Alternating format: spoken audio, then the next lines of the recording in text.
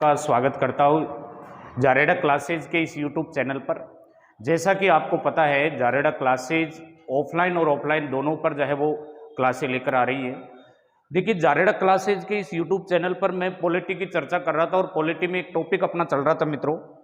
Polity में अपन देखें कि पॉलिटी में एक टॉपिक अपना चल रहा था। इस टॉपिक की अपन चर्चा करें तो नीति निर्देशक तत्व, नीति निर्देशक तत्व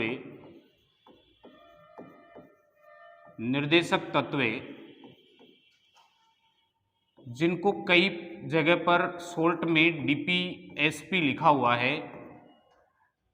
डीपीएसपी का मतलब है direct principle state of policy, नीति निर्देशक तत्व।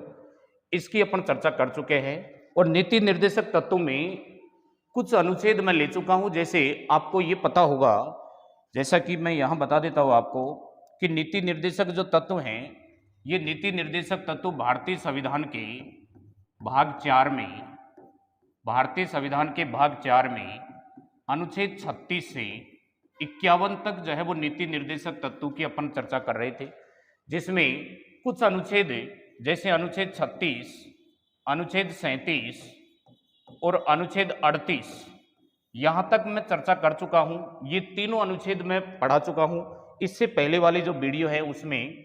तो आगे अपन चर्चा करें मित्रों कि नीति निर्देशक जो तत्व है इसकी आगे अपन चर्चा करें तो नीति निर्देशक तत्व के संबंध में आगे जो अनुच्छेद अपना रहेगा, ये अनुच्छेद रहेगा मित्रों अनुच्छेद 39। अनुच्छेद 39 में देखना मित्रों क्या है। अनुच्छेद 39 में देखिए, अनुच्छेद 39 के 6 पार्ट है और अनुच्छेद 39 के 6 पार्टों की अपन चर्चा करें तो अनुच्छेद 39 में जो 6 पार्ट है उसमें क्या बताया गया है, इसमें स्त्री और पुरुष, स्त्री और पुरुष, स्त्री और पुरुष दोनों को समान अधिकार देते हुए, समान अधिकार देते हुए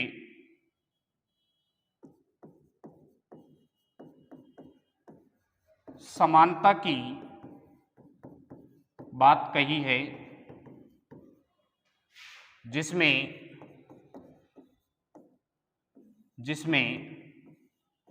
6 तथ्यों का उल्लेख है, 6 तथ्यों का उल्लेख है। और ये 6 तथ्य कौन कौन से हैं मित्रों, इसकी अपन चर्चा करें।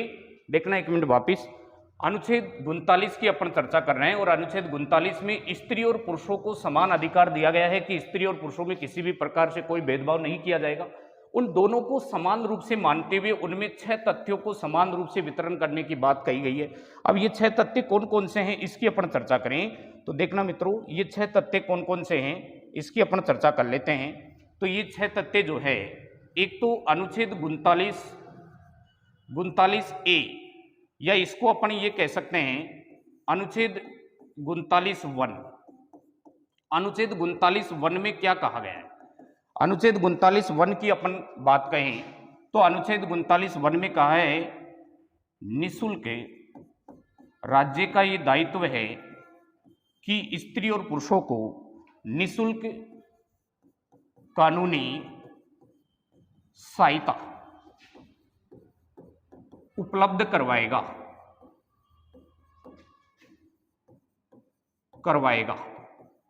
राज्य का ये दायित्व है कि स्त्री और पुरुषों को निःशुल्क कानूनी सहायता उपलब्ध करवाएगा। अब ये निःशुल्क कानूनी सहायता उपलब्ध जो करवाने के लिए मित्रों तीनों स्तरों पर 3 संस्थाएं हैं। जैसे 3 स्तर अपन देखें कि 3 स्तर कौन कौन से हैं। ये जो 3 स्तर है, एक तो राष्ट्रीय स्तर पर जो निःशुल्क कानूनी सहायता उपलब्ध करवाने वाली संस्था है राष्ट्रीय स्तर पर, तो राष्ट्रीय स्तर पर जो कानूनी सहायता उपलब्ध करवाती है वो नलसा है। कौन सी संस्था है मित्रों, ये नलसा है, नेशनल लीगल सर्विस अथॉरिटी, ये नलसा है। ये आपको ध्यान रखना है। इसका कार्य होता है स्त्री और पुरुषों को निःशुल्क कानूनी सहायता जो है वो राष्ट्रीय स्तर पर उपलब्ध करवाती है। एक थोड़ी सी चर्चा इस नलसा की अपन करें नलसा का जो गठन हुआ है, ये नलसा का गठन 1995 ईस्वी में नलसा का गठन हुआ है। इसका जो अध्यक्ष होता है ये कौन होता है? तो इसका अध्यक्ष जो होता है, ध्यान रखना मित्रों, ये जो सर्वोच्च न्यायालय यानी सुप्रीम कोर्ट का वरिष्ठतम न्यायाधीश, सुप्रीम कोर्ट का वरिष्ठतम न्यायाधीश जो है वो इसका क्या होता है? अध्यक्ष होता है। वरिष्ठतम न्यायाधीश इसका अध्यक्ष होता है। लेकिन क्वेश्चन पूछ ले कि नलसा का संरक्षक कौन होता है? नलसा का जो संरक्षक होता है ये सुप्रीम कोर्ट का मुख्य न्यायाधीश होता है। सुप्रीम कोर्ट का मुख्य न्यायाधीश होता है, मुख्य न्यायाधीश होता है। ये आपको ध्यान रखना है कि सुप्रीम कोर्ट का मुख्य न्यायाधीश इसका संरक्षक होता है, लेकिन इसका अध्यक्ष जो होता है वो सर्वोच्च न्यायालय का वरिष्ठतम न्यायाधीश होता है। इसका गठन जो है वो 1995 में हुआ है और ये राष्ट्रीय स्तर पर स्त्री और पुरुषों को निःशुल्क कानूनी सहायता उपलब्ध करवाता है। तो जो 39(1) है ये कहता है निःशुल्क कानूनी सहायता उपलब्ध करवाएगा राज्य, ये दायित्व है और ये तीनों स्तरों पर करवाएगा। पहला स्तर राष्ट्रीय स्तर है, जिसमें राष्ट्रीय स्तर पर जो संस्था कार्य करती है वो है नलसा। नलसा की अपन फुल फॉर्म देखें, नेशनल लीगल सर्विस अथॉरिटी इसको अपन कहते हैं, ठीक है। इसका गठन 1995 में हुआ है और इसका जो अध्यक्ष है, इस अध्यक्ष की अपन चर्चा करें तो अध्यक्ष, ध्यान रखना मित्रों, अध्यक्ष यहां पर सर्वोच्च न्यायालय का मुख्य न्यायाधीश नहीं होता, सर्वोच्च न्यायालय का वरिष्ठतम न्यायाधीश इसका अध्यक्ष होता है। जो मुख्य न्यायाधीश होता है वो इसका संरक्षक होता है मित्रों। कौन होता है? संरक्षक होता है। आगे अपन चर्चा करें कि दूसरे स्तर पर कौन सी संस्था है। दूसरे स्तर की अपन चर्चा करें तो दूसरा स्तर आता है राज्य स्तर पर। राज्य स्तर पर जो संस्था कार्य करती है वो राज्य स्तर पर संस्था कार्य करती है सलसा। सलसा, ये सलसा राज्य स्तर पर कार्य करती है, ठीक है। स्टेट लीगल सर्विस अथॉरिटी जिसको अपन कहते हैं, और एक होती है जिला स्तर। जिला स्तर, तो ये जिला स्तर पर जो संस्था कार्य करती है वो होती है डलसा। डलसा, ये डलसा जिला स्तर पर होती है। तो देखना मित्रों, वापिस 39 की अपन चर्चा करें तो 39 में अपन देख रहे हैं कि स्त्री और पुरुषों को समान अधिकार देते हुए दोनों में समानता की बात की गई है और समानता के लिए 4 तथ्य इसमें बताए हैं, जिसमें अनुच्छेद 39 को 6 भागों में 6 तथ्य बताए हैं और अनुच्छेद 39 को 6 भागों में बांटा है, जिसमें अनुच्छेद 39(1) जो है वो कहता है निःशुल्क कानूनी सहायता उपलब्ध करवाना ये जो है वो राज्य का दायित्व रहेगा और ये निःशुल्क कानूनी सहायता तीनों स्तरों पर उपलब्ध करवाई जाएगी। तीनों स्तरों पर जो उपलब्ध करवाई जाती है उसमें पहली जो स्तर होता है वो राष्ट्रीय स्तर होता है और राष्ट्रीय स्तर पर जो संस्था है वो नलसा होती है। नलसा का गठन, ध्यान कर लेना, 1995 में हुआ है। इसका अध्यक्ष जो होता है वो सर्वोच्च न्यायालय का वरिष्ठतम न्यायाधीश होता है, जबकि संरक्षक मुख्य न्यायाधीश होता है, ये आपको ध्यान रखना है। इसके अलावा देखिए, राज्य स्तर पर सलसा कार्य करती है, स्टेट लीगल सर्विस अथॉरिटी, और जिला स्तर पर डलसा कार्य करती है। इसके अलावा देखिए, आगे अपन देखिए कि एक अनुच्छेद 39(2) क्या कहता है। अनुच्छेद 39(2) पहले की अपन चर्चा कर चुके हैं। 39(2) की अपन चर्चा करें तो अनुच्छेद 39(2) क्या कहता है। अनुच्छेद 39(2) कहता है कि राज्य मानवीय एवं भौतिक संसाधनों का समान रूप से वितरण करेगा।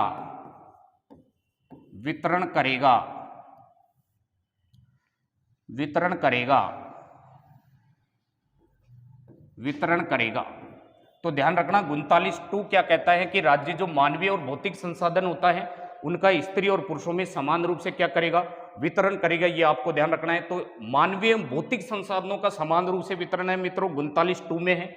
39(3) क्या कहता है। 39 जो 3 होता है, ये 39(3) क्या कहता है।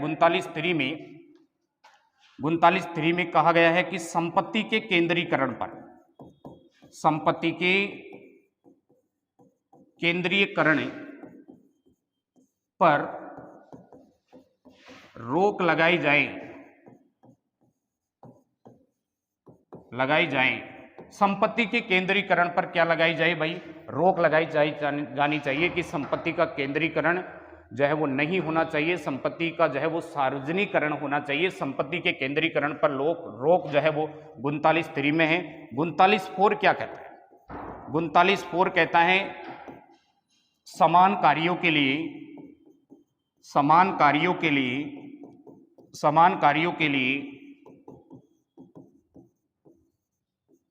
समान वेतन। ये बार बार एग्जाम में पूछा जाता है मित्रों कि समान कार्यों के लिए जो समान वेतन का प्रावधान है ये 39(4) में किया गया है, चाहे स्त्री हो या चाहे पुरुष हो, यदि उन दोनों का कार्य समान है मित्रों तो उनके लिए वेतन का प्रावधान भी समान होना चाहिए। ये 39(4) में कहा गया है। 39(5) में क्या कहा गया है? 39(5) में कहा गया है कि राज्य आयु स्तर को ध्यान में रखते हुए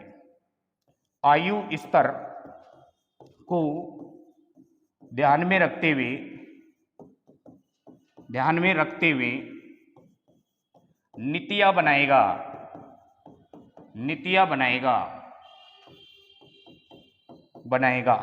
राज्य आयु स्तर को ध्यान में रखते हुए, यानी जैसी आयु है चाहे स्त्री हो चाहे पुरुष हो तो उसकी जैसी आयु है उसी आयु के अनुसार राज्य क्या बनाएगा भाई मित्रों?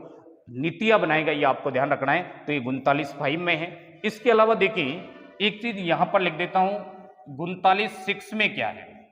39(6) में कहा गया है कि राज्य ऐसे वातावरण की व्यवस्था करेगा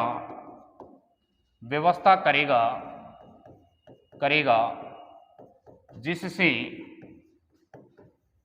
लोगों का व्यक्तिगत विकास हो सके। तो ये 39(6) हो गया मित्रों। वापिस देखना, एक मिनट 39 को वापिस बता देता हूं।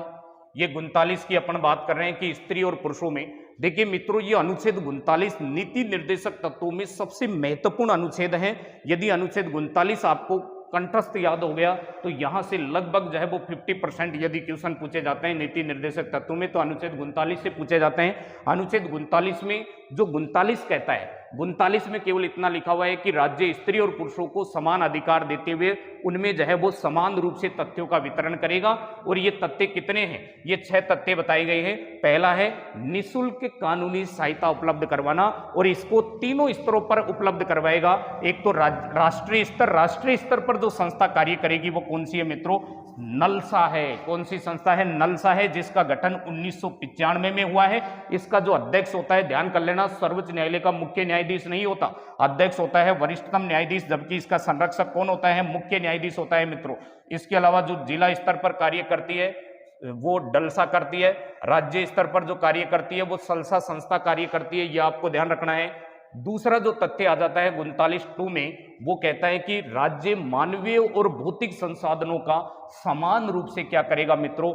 वितरण करेगा। ये आपको ध्यान रखना है। इसके अलावा 39(3) क्या कहता है? 39(3) कहता है संपत्ति के केंद्रीकरण पर क्या लगाया जाएगा मित्रों? रोक लगाया जाएगा। संपत्ति किसी एक व्यक्ति के हाथ में नहीं दी जाएगी। संपत्ति का सार्वजनिकरण होना चाहिए, केंद्रीकरण नहीं होना चाहिए। ये बात 39(3) कहता है। एक आता है 39(4), ये कहता है समान कार्यों के लिए समान वेतन। ध्यान रखना मित्रों, ये वेरी मोस्ट इंपॉर्टेंट है। ये बार बार पूछा जाता है कि समान कार्यों के लिए समान वेतन का प्रावधान किसमें है? तो 39(4) में है। 39(5) क्या कहता है कि राज्य आयु स्तर को ध्यान में रखते हुए क्या बनाएगा भाई? नीतियां बनाएगा। क्या बनाएगा? नीतियां बनाएगा। इसके अलावा 39(6) में क्या है? 39(6) में है कि राज्य ऐसे वातावरण की व्यवस्था करेगा जिसमें लोगों का क्या हो सके भाई? व्यक्तिगत विकास हो सके। क्या हो सके? व्यक्तिगत विकास हो सके। तो मित्रों ये अनुच्छेद 39 पूरा समाप्त हो गया है। आगे अपन बढ़े कि अनुच्छेद 40 में क्या है।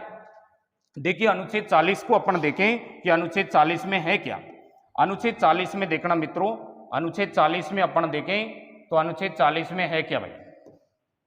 देखिए अनुच्छेद 40 ये भी वेरी मोस्ट इंपॉर्टेंट अनुच्छेद है भाई, वेरी मोस्ट इंपॉर्टेंट अनुच्छेद। देखिए मैंने आपसे कहा था कि जब भी अनुच्छेद आपको याद नहीं हो हमेशा अनुच्छेदों को तोड़कर उनके क्या बना लो मित्रों, टुकड़े बना लो, और अनुच्छेदों को तोड़ने के बाद जैसे जो शब्द उसमें निकल कर आते हैं उन शब्दों को कंठस्थ रट लो, आपका कहीं पर भी कोई क्वेश्चन गलत नहीं होगा। देखिए अनुच्छेद 40 में दो बातें हैं, अनुच्छेद 40 में दो बातें हैं। एक तो पहली बात क्या है, पहली बात है कि प्रत्येक राज्य को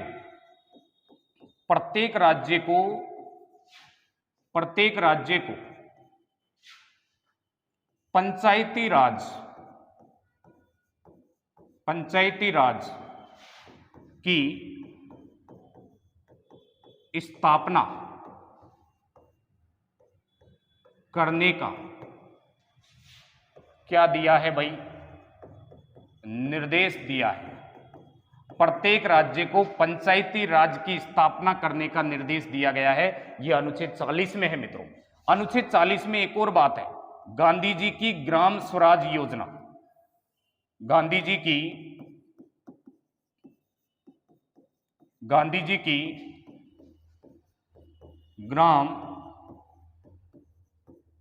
स्वराज अवधारणा, गांधी जी की ग्राम स्वराज अवधारणा जो है वो किसमें है, ये क्वेश्चन भी बार बार एग्जाम में पूछा गया है कि गांधी जी की जो ग्राम स्वराज की अवधारणा है, ये ग्राम स्वराज की अवधारणा अनुच्छेद 40 में है, और अनुच्छेद 40 में प्रत्येक राज्य को यह निर्देश दिया गया है कि वो अपने लिए किसकी स्थापना करें, पंचायती राज की स्थापना करें। ध्यान रखना मित्रों, जो राज्यों को यहां पर अनुच्छेद 40 में निर्देश दिया गया, इस निर्देश की पालना सबसे पहले जिस राज्य ने की वो राजस्थान है। कौन सा है भाई, राजस्थान है। यहां आपको यहीं पर ध्यान रखना है कि सबसे पहले जो इसकी पालना करने वाला जो है वो कौन सा राज्य है, राजस्थान है। नोट में आपको यहां पर ध्यान रखना है कि पंचायती राज की स्थापना करने वाला पहला राज्य कौन सा है, राजस्थान है भाई। कौन सा है, राजस्थान है। राजस्थान ने मित्रों सबसे पहले पंचायती राज की स्थापना की है, और राजस्थान में पंचायती राज की स्थापना 2 अक्टूबर 1959 को, गांधी जयंती के दिन 2 अक्टूबर 1959 को राजस्थान के बगदरी गांव में, कौन सा गांव है, बगदरी गांव, और ये बगदरी गांव कौन से जिले में है, नागौर जिले में है। इसमें जो है वो स्थापना की थी, और इसका उद्घाटन किसने किया, ये आपको ध्यान रखना है कि उद्घाटनकर्ता इस समय जो पीएम थे पंडित जवाहरलाल नेहरू जी ने इसका उद्घाटन किया था भाई। ये आपको ध्यान रखना है कि पीएम नेहरू जी ने इसका उद्घाटन किया था। तो देखना वापिस अनुच्छेद 40 में दो बातें हैं मित्रों। एक तो प्रत्येक राज्य को यह निर्देश दिया गया कि वो अपने लिए किसकी स्थापना करे, पंचायती राज की स्थापना करे, और इस पालना को सबसे पहले जो अमल में लिया वो कौन से राज्य ने लिया, राजस्थान ने लिया। और राजस्थान ने अपनी जो पहली ग्राम पंचायत है वो बगदरी गांव नागौर को बनाया, और जिसका उद्घाटन किसने किया, पंडित जवाहरलाल नेहरू ने किया मित्रों, ध्यान रखना। और ये 2 अक्टूबर 1959 को इसकी स्थापना हुई थी। दूसरी बात, अनुच्छेद 40 में ही जो है वो किसकी बात कही गई है, गांधी जी के ग्राम स्वराज की अवधारणा की बात की गई है मित्रों। किसकी की गई है, गांधी जी के ग्राम स्वराज अवधारणा की बात की गई है। तो ये अनुच्छेद 40 कंप्लीट हुआ। अनुच्छेद 41 की अपन चर्चा करिए कि अनुच्छेद 41 में क्या है। अनुच्छेद 41 में देखना मित्रों, अनुच्छेद 41 में जो बात है उसकी अपन चर्चा करें। तो अनुच्छेद 41 में क्या है, देखिए अनुच्छेद 41 में कहा गया है कि राज्य विशेष परिस्थितियों में, विशेष दशाओं में, राज्य विशेष दशाओं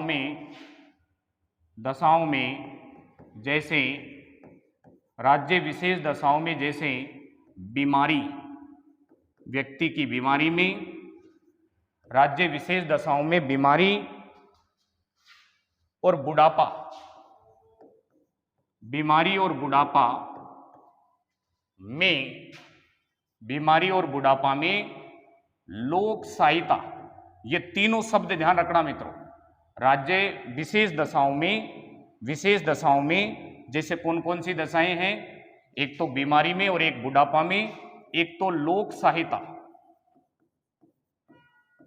सहायता उपलब्ध करवाएगा, काम देगा और क्या देगा, शिक्षा देगा। राज्य विशेष दशाओं में जैसे बीमारी में और बुढ़ापा में क्या देगा, लोक सहायता, काम देगा और शिक्षा उपलब्ध करवाएगा।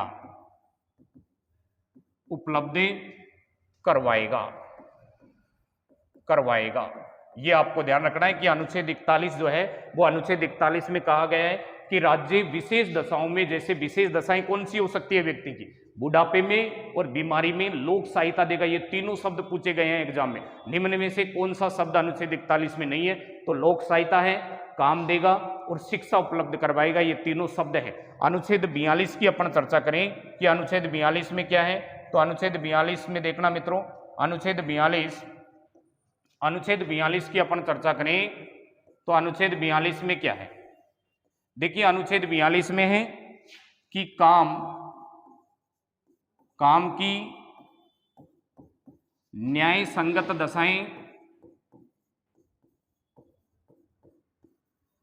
काम की न्याय संगत दशाएं और प्रसूति अवकाश,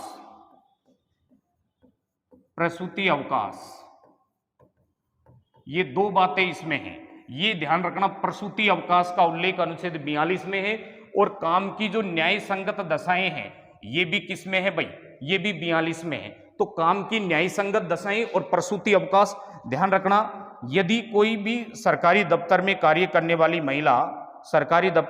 करने वाली महिला, वो यदि गर्भवती है, प्रसूति है, तो उसे कुल दिन जो अवकाश के हैं वो 180 दिन का जो है वो क्या दिया जा सकता है, अवकाश दिया जा सकता है। ये आपको ध्यान रखना है कि जो प्रसूति अवकाश है वो 180 दिन का दिया जा सकता है, ये भी 42 में ही है मित्रों। ठीक है, तो अनुच्छेद 41 समझ में आया कि राज्य विशेष दशाओं में जैसे बीमारी, बुढ़ापा, लोक सहायता, काम और शिक्षा उपलब्ध करवाएगा लोगों को। काम की न्याय संगत दशाएं और प्रसूति अवकाश कौन से अनुच्छेद में है, 42 में है मित्रों। आगे अपन चर्चा करें कि अनुच्छेद 43 में क्या है। अनुच्छेद 43 को देखना भाई, ये अनुच्छेद 43 ये भी बार बार एग्जाम में पूछा जाता है। ये कहता है कि राज्य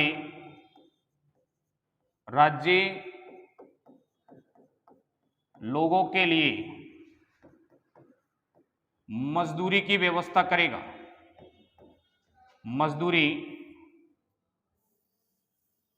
राज्य लोगों के लिए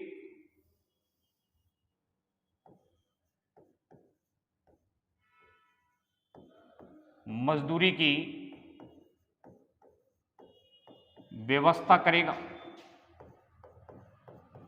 ये अनुच्छेद 43 में लिखा हुआ है कि राज्य लोगों के लिए किसकी व्यवस्था करेगा, मजदूरी की व्यवस्था करेगा। ये आपको ध्यान रखना है। अब देखिए दो अनुच्छेद हैं, एक तो 43(1), ये भी बहुत गजब का अनुच्छेद है, ये भी बार बार पूछा गया है कि राज्य मजदूरी के लिए क्या करेगा। राज्य मजदूरी के लिए जो करेगा वो छोटे छोटे कुटीर उद्योगों की स्थापना करेगा, कुटीर उद्योगों की स्थापना। तो कुटीर उद्योगों की स्थापना जो है वो कौन सा अनुच्छेद कहता है, ये 43(1) कहता है। 43(2) क्या कहता है, 43(2) जो कहता है, ये 43(2) कहता है कि सहकारी समितियों की स्थापना, सहकारी समितियों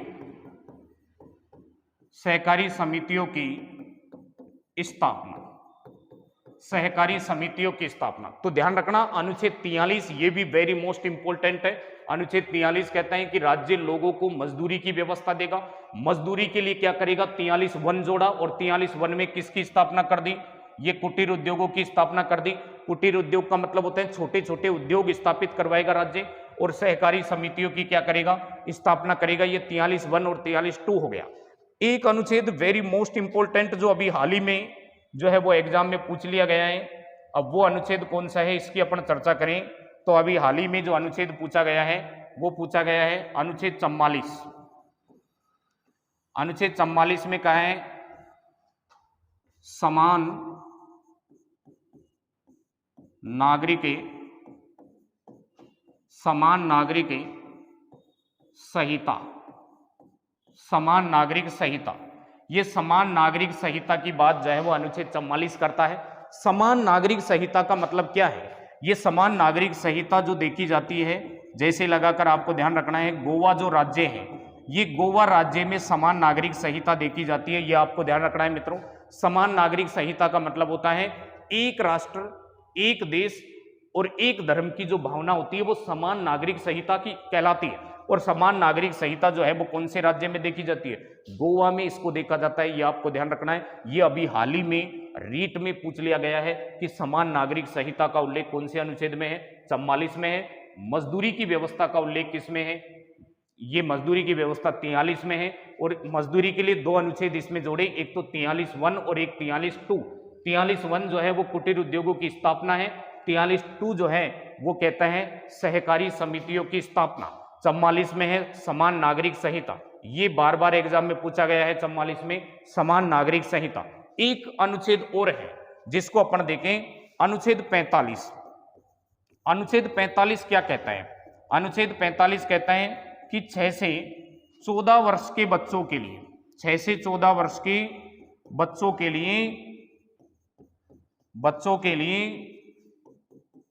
लिए राज्य निःशुल्क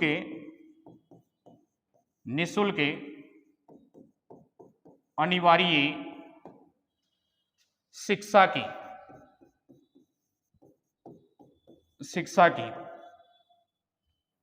निःशुल्क अनिवार्य शिक्षा की व्यवस्था करेगा। तो ध्यान रखना, ये निःशुल्क अनिवार्य शिक्षा का जो प्रावधान है ये संविधान में 2-3 जगह पर है। जैसे एक तो मौलिक कर्तव्य, उसमें माता पिता का कर्तव्य है कि वो निःशुल्क ये शिक्षा प्रदान करने में राज्य की मदद करें बच्चों को। दूसरी बात, अनुच्छेद 21 जो ए है वो जोड़ा गया है, जिसमें भी जो है वो 6 से 14 वर्ष के बच्चों के लिए निःशुल्क और अनिवार्य शिक्षा की व्यवस्था का प्रावधान किया गया है। यही अनुच्छेद 45 में जो है वो राज्यों को निर्देश दिया गया कि राज्य अपने बच्चों के लिए जो 6 से 14 वर्ष की आयु के हैं उनके लिए निःशुल्क शिक्षा की व्यवस्था करें मित्रों। इसके अलावा देखिए अनुच्छेद 46 क्या कहता है? अनुच्छेद 46 ये भी बहुत गजब का अनुच्छेद है। अनुच्छेद 46 क्या कहता है? अनुच्छेद 46 कहता है कि अनुसूचित जाति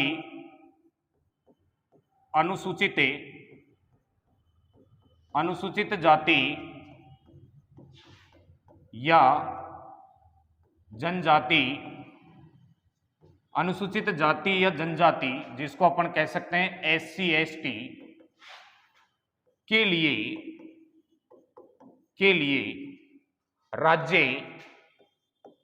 राज्य प्रोत्साहन रूपी कार्य करेगा। प्रोत्साहन रूपी कार्य करेगा, ये 46 कहता है। कौन सा अनुच्छेद कहता है मित्रों? 46 कहता है कि अनुसूचित जाति यानी SC और अनुसूचित जनजाति यानी ST के लिए राज्य प्रोत्साहन रूपी कार्य करेगा। ये अनुच्छेद 46 कहता है। अनुच्छेद 47 क्या कहता है मित्रों?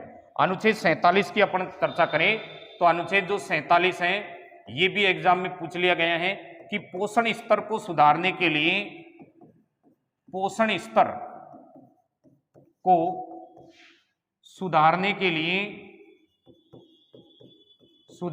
लिए मादक पदार्थ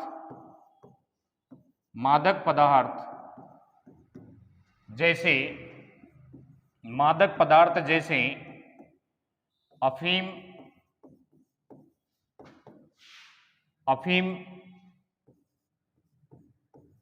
ड्रग्स,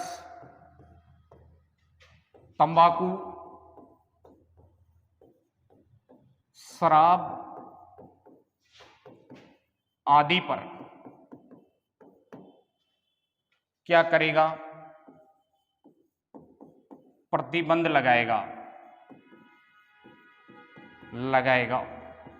ऐसा निर्देश इसमें दिया गया है राज्यों को कि व्यक्ति के नागरिक के पोषण स्तर को सुधारने के लिए जो मादक पदार्थ होते हैं जैसे अफीम है, ड्रग्स है, तंबाकू है, शराब है, इसके अलावा भी और कई मादक पदार्थ हो सकते हैं, उन पर राज्य क्या लगाएगा भाई, प्रतिबंध लगाएगा, तब जाकर नागरिकों का पोषण स्तर सुधरेगा। मित्रों ये आपको ध्यान रखना है। देखिए मित्रों ये नीति निर्देशक तत्व अपने चल रहे हैं और नीति निर्देशक तत्व को अपन देख रहे हैं। नीति निर्देशक तत्व एक विस्तार पूर्वक अपन ने देखे हैं। नीति निर्देशक तत्व का कुछ सामान्य परिचय और अनुच्छेद 38 तक एक वीडियो जो है वो पहले जो है वो मेरा अपलोड हो चुका है जारेडा क्लासेज के इस यूट्यूब चैनल पर। ध्यान रखना मित्रों, ज्यादा से ज्यादा जो है वो इस वीडियो को शेयर करो ताकि बच्चों को जो है वो निःशुल्क ये पॉलिटी और हिस्ट्री जो है वो बच्चों तक पहुंच सके। यहां तक कि मैं आपको बता दूं हमारे इस यूट्यूब चैनल पर पॉलिटी और हिस्ट्री के अलावा और भी कई टीचर्स जो है वो क्लासें दे रहे हैं और ऑनलाइन के साथ साथ हमारे जो ऑफलाइन बैचेज हैं वो सुबह मॉर्निंग में 8 बजे से जो है वो ये चल रहे हैं। लालसोट जो एक छोटी सी तहसील है वहां पर जो पुराका वाली गली है उसमें जो है वो हमारी संस्थान जो है वो है, वहां पर आप ऑफलाइन बैचेज जो है वो ज्वाइन कर सकते हैं। ठीक है मित्रों, आगे अपन चर्चा करें कि आगे एक अनुच्छेद है अनुच्छेद 48।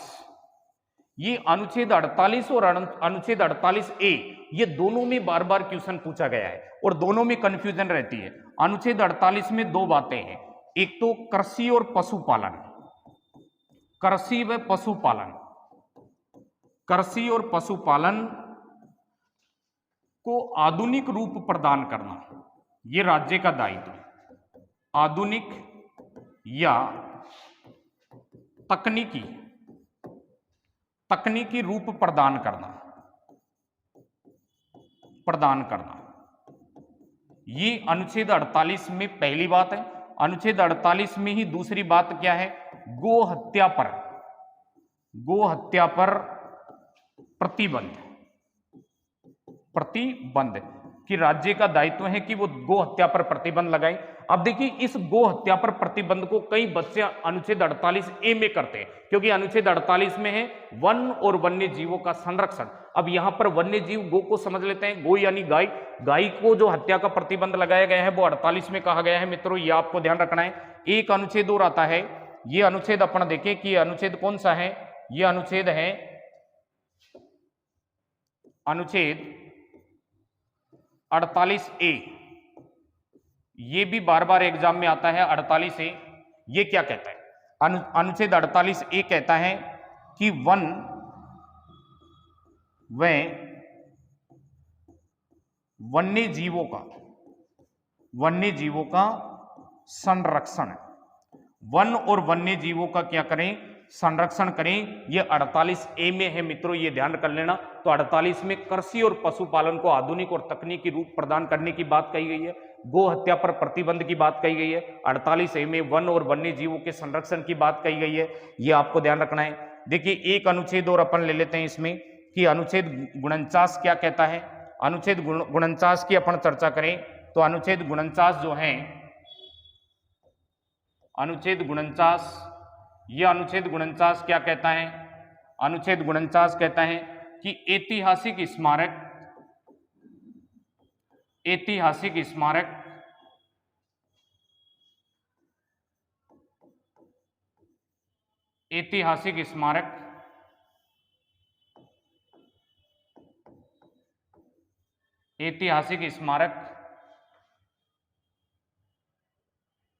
स्मारकों को संरक्षण प्रदान करना। देखिए ऐतिहासिक जो स्मारक होते हैं उनको संरक्षण प्रदान करने की जो बात कही गई है वो बात अनुच्छेद 49 में कही गई है कि जितने भी ऐतिहासिक स्मारक हैं उनको राज्य क्या प्रदान करेगा, संरक्षण प्रदान करेगा।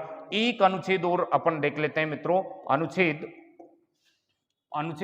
50। अनुच्छेद 50 में केवल एक बात कही गई है, कार्यपालिका का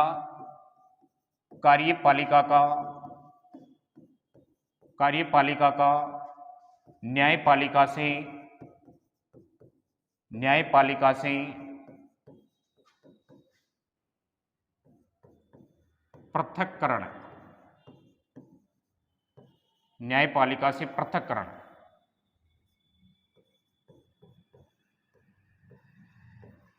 पृथक्करण, न्यायपालिका से पृथक्करण, कि कार्यपालिका का न्यायपालिका से क्या होना चाहिए मित्रों, पृथक्करण अलग होना चाहिए। ये बात 50 में कही गई है। एक अनुच्छेद और बचा हुआ है इसमें, ये अनुच्छेद कौन सा है, ये अपन देखें कि अनुच्छेद जो है ये अनुच्छेद 51। इसमें दो बातें हैं, एक तो अंतरराष्ट्रीय शांति, अंतरराष्ट्रीय शांति व सद्भावना का प्रावधान, अंतरराष्ट्रीय शांति और सद्भावना का प्रावधान, और दूसरी बात भारत की विदेशी नीति, विदेशी नीति का प्रावधान इसमें किया गया है। आपको ध्यान रखना है यहीं पर कि भारत की जो विदेशी नीति है, भारत की विदेशी नीति का जनक या विदेशी नीति का मुखिया कौन होता है, प्रधानमंत्री होता है। कौन होता है, प्रधानमंत्री होता है। तो विदेशी नीति का जो प्रावधान है ये अनुच्छेद 51 में किया गया है। तो देखना मित्रों, एक मिनट वापिस जो है वो एक बार मैं रिवाइज करवा देता हूं। ये नीति निर्देशक तत्व अपन यहां से देख रहे हैं अनुच्छेद 39 से। 39 में स्त्री और पुरुषों को समान रूप से मानते हुए, स्त्री और पुरुषों को समान रूप से मानते हुए दोनों में 6 तथ्यों का उल्लेख किया है, जिसमें पहला है निःशुल्क कानूनी सहायता उपलब्ध करवाना, 39(1) में है, जिसके लिए 3 संस्थाएं कार्य करती है। एक है नलसा, एक है सलसा और एक है डलसा। ये तीनों स्तरों पर कार्य करती है। आगे अपन देखें कि आगे ये तीनों स्तर आ गए। 39(2) क्या कहता है, ये कहता है मानवीय एवं भौतिक संसाधनों का समान रूप से क्या होना चाहिए, समान रूप से वितरण होना चाहिए। 39(2) कहता है संपत्ति के केंद्रीकरण पर क्या होना चाहिए मित्रों, रोक होनी चाहिए। 39(3) कहता है समान कार्यों के लिए समान वेतन का प्रावधान कौन सा अनुच्छेद करता है, ये 39(4) करता है। ये बार बार एग्जाम में क्वेश्चन पूछा जाता है। यहां से आयु स्तर को ध्यान में रखते हुए राज्य नीतियां बनाएगा, ये बात 39(5) में है। और राज्य ऐसे वातावरण की व्यवस्था करेगा जिससे व्यक्ति का व्यक्तिगत विकास हो सके, ये 39(6) में। 39 की ये प्रक्रिया समाप्त हो गई। 40 में अपन देखें तो प्रत्येक राज्य को पंचायती राज स्थापित करने के निर्देश कौन से अनुच्छेद में है, 40 में है। और गांधी जी की ग्राम स्वराज की अवधारणा भी किस में है मित्रों, अनुच्छेद 40 में है। ध्यान रखना, पंचायती राज की स्थापना का जो पहला पालन करने वाला राज्य था वो राजस्थान था भाई। कौन सा था, राजस्थान। और राजस्थान में कब हुई, 2 अक्टूबर 1959 को इसकी स्थापना हुई। और कौन से गांव में हुई, बगदरी गांव जो नागौर जिले का है। और उद्घाटन किसने किया, पंडित जवाहरलाल नेहरू ने किया। यह अनुच्छेद 40 है। 40 के बाद में अपन देखिए अनुच्छेद 41। देखिए राज्य विशेष दशाओं में, विशेष दशाएं कौन कौन सी हैं, एक तो बीमारी में और बुढ़ापे में क्या देगा, लोक सहायता देगा, काम देगा और क्या उपलब्ध करवाएगा, शिक्षा उपलब्ध कराएगा। ये 41 है। 42 में क्या है, एक तो काम की कौन सी न्याय संगत अवस्थाएं राज्य उपलब्ध करवाए, चाहे स्त्री हो चाहे पुरुष हो, कोई सा भी नागरिक को न्याय संगत अवस्थाएं होनी चाहिए। दूसरी बात प्रसूति अवकाश, गर्भवती महिला के लिए जो प्रसूति अवकाश का प्रावधान 42 में है, ये ध्यान कर लेना। और कितने दिन का रहता है प्रसूति अवकाश, 180 दिन का ये प्रसूति अवकाश रहता है। 42 के बाद में अपन देखें 43 में कि राज्य लोगों के लिए मजदूरी की व्यवस्था करता है। किसकी व्यवस्था करेगा, मजदूरी की। और मजदूरी के लिए 2 अनुच्छेद और जोड़े गए, एक तो राज्य कुटीर उद्योगों की क्या करे, व्यवस्था करे, ये 43(1) में है। और 43(2) क्या कहता है, सहकारी समितियों की क्या करे भाई, स्थापना करे, ये 43(2) कहता है। 44 में है समान नागरिक संहिता। और ये समान नागरिक संहिता कहां देखी जाती है, गोवा में देखी जाती है। 45 में क्या है, 6 से 14 वर्ष के बच्चों के लिए राज्य निःशुल्क और अनिवार्य शिक्षा की क्या करेगा भाई, व्यवस्था करेगा, ये 45 में है। इसके अलावा 46 में क्या है, 46 में अनुसूचित जाति और अनुसूचित जनजाति के लिए प्रोत्साहन रूपी कार्य राज्य करेगा। तो ध्यान रखना, सीधा याद रखो, SC और ST के लिए प्रोत्साहन 46 में है। और पोषण स्तर को सुधारने के लिए राज्य जो है वो जितने भी मादक पदार्थ हैं जैसे अफीम, ड्रग्स, तंबाकू, शराब जैसे मादक पदार्थों पर क्या करेगा, प्रतिबंध करेगा। ये 47 में का है। 48 में से क्वेश्चन आया हुआ है बार बार मित्रों, 48 में है जैसे कृषि और पशुपालन को राज्य क्या रूप प्रदान करे, आधुनिक और तकनीकी रूप प्रदान करे। ये बात कौन से अनुच्छेद में है, 48 में है। और इसी 48 में गो हत्या पर प्रतिबंध, ये क्वेश्चन भी बार बार आता है। एक आता है अनुच्छेद 48A, ये वन और वन्य जीवों का संरक्षण का प्रावधान इसमें किया गया है मित्रों, ध्यान रखना। एकमात्र अनुच्छेद है 48A जिसको लेकर न्यायालय में वाद विवाद किया जा सकता है, अन्यथा बाकी किसी भी अनुच्छेद को लेकर न्यायालय में वाद विवाद नहीं किया जा सकता, ये आपको ध्यान रखना है। इसके अलावा अनुच्छेद 49 को देखें। अनुच्छेद 49 कहता है कि जितने भी ऐतिहासिक स्मारक है उनको संरक्षण प्रदान किया जाएगा। क्या प्रदान किया जाएगा भाई, संरक्षण प्रदान किया जाएगा, ये 49 है। और कार्यपालिका का न्यायपालिका से पृथक्करण किसमें है मित्रों, ये 50 में है, ये भी वेरी मोस्ट इंपोर्टेंट है। और अंतरराष्ट्रीय शांति और सद्भावना की बात अनुच्छेद 51 करता है। और भारत की विदेशी नीति का प्रावधान भी किसमें है मित्रों, अनुच्छेद 51 में है। और विदेशी नीति का मुखिया कौन होता है मित्रों, विदेशी नीति का मुखिया प्रधानमंत्री होता है मित्रों, ये आपको ध्यान रखना है। तो इस प्रकार से ये पॉलिटी का एक टॉपिक्स जो है वो अपना जो महत्वपूर्ण है, और पॉलिटी के जो दार्शनिक वाला भाग है उसमें सबसे कठिन टॉपिक इसको माना जाता है मित्रों। इस टॉपिक को इतना इजी मैंने बना दिया है कि यदि इस टॉपिक को आप देखोगे तो आराम से जो है वो इस टॉपिक को जो है वो क्लियर कर पाओगे। ध्यान रखना मित्रों, आगे इसी प्रकार का जो है वो हमारी वीडियो देखने के लिए हमारे चैनल को सब्सक्राइब करें और ज्यादा से ज्यादा जो है वो इसको शेयर करें। और हमारे जो है वो ऑनलाइन के साथ साथ ऑफलाइन बैच भी जो है वो हमारे अभी फिलहाल चल रहे हैं। ऑफलाइन बैच हमारी सुबह 8 बजे से है। अभी आपको पता है हाल ही में जो वैकेंसी चल रही है स्पेशल, एक तो एसएससी जीडी का बैच और पशु परिचर पर जो है वो हम कार्य कर रहे हैं। इसके अलावा जो है वो रीट पात्रता के बच्चे हमारे साथ जुड़ चुके हैं। तो रीट पात्रता के बच्चे, एसएससी जीडी के और पशु परिचर के जितने भी बच्चे जो है वो हमारे क्षेत्र में हैं वो हमारे ऑफलाइन बैच जो है वो आसानी से ज्वाइन कर सकते हैं। ठीक है मित्रों, धन्यवाद। जय हिंद, जय भारत।